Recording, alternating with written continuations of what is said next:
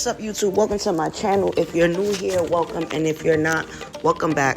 In today's tutorial, I'm going to be showing you guys how to protect your lace front from getting messed up when you dye it or water dye it. So you're going to need a wig, of course, with a lace front, of course. And for this video, I'm using one of my Vicky's Glam Squad wigs, which is 14 inches, and it is a 4x4 lace closure.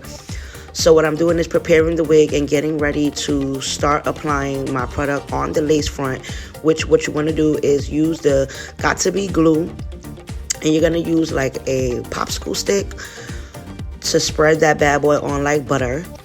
And you're just going to get to spreading like so, as you're going to see me do and demonstrate in this video. For those of you who don't know how to, here is the little demonstration. You're going to spread the glue with the popsicle stick on the lace front like butter. You're not going to press deep into the lace front because you don't want the product of the glue to seep through, which is going to make the hair really hard on the other side, and you don't want that. You just want it enough to cover the lace front.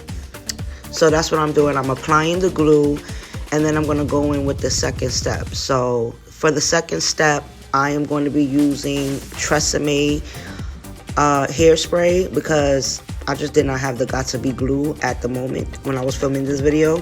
So I used Tresemme hairspray for this video. And what you want to do is basically use the got-to-be glue and spread it throughout the whole, around the whole lace front, the perimeter, the area.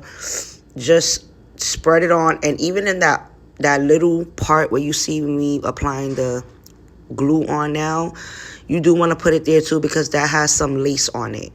So I'm going to protect that part as well. And yeah, so you're going to cover it with the lace, with the glue, excuse me, got-to-be glue, like so.